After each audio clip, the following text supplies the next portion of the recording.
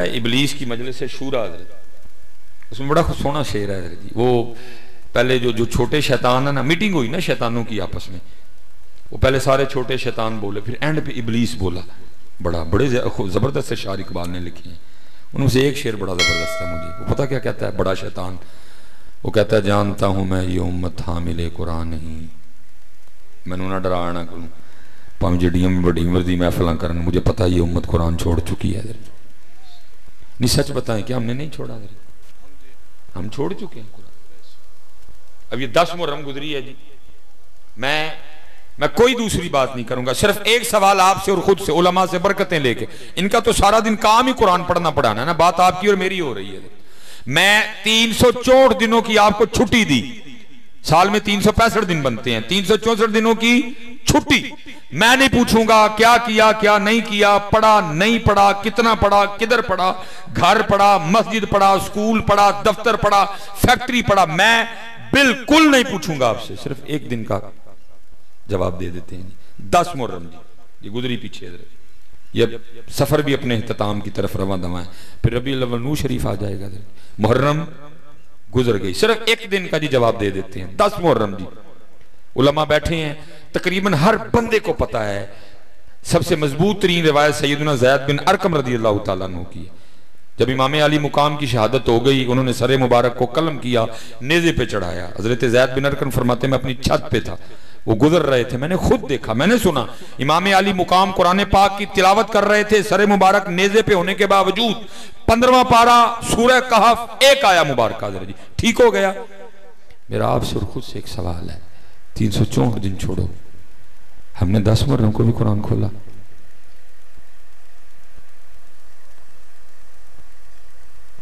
देखो ना जी, उन्होंने तो नेज़े पे पढ़ा, हमने किधर पढ़ा? और फिर हजरत मैं दुख से कहूंगा, दुख की बात यह है कि उम्मत को इमाम हुसैन की प्यास तो याद है, इमाम हुसैन का कुरान कोई नहीं याद है।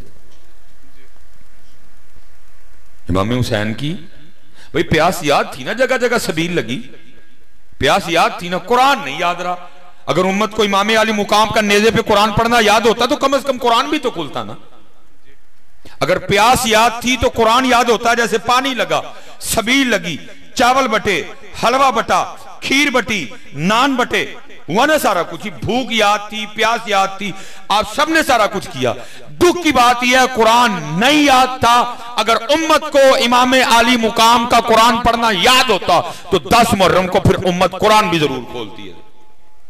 और प्यास की हकीकत भी सुन लो जी, उलमा बैठे हुए हैं, अल्लाह की इज्जत और अजमत की कसम, अगर मेरे इमाम को इतनी प्यास लगी होती, अगर उनको पानी इतना ही महबूब होता, अगर उनको पानी की इतनी ही तलब होती, अरे नहरे फुरात तो दूर रह गई, सारी रूह जमीन के काफिर इकट्ठे हो जाते, मेरे इमाम पे पानी का एक कतरा भी बंद नहीं कर सकते।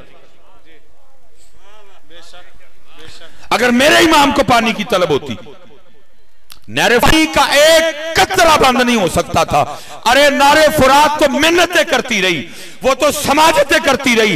इमाम इशारा फरमाए, ये कौन है बंद करने वाले?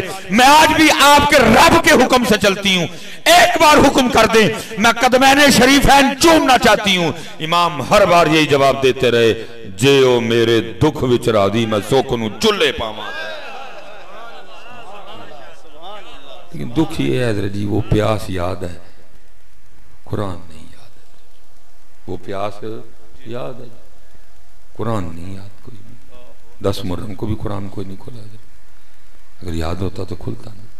बाकी जी कौन है उन पे पानी बंद करने वाला? केड़ा मां ने जम छड़े?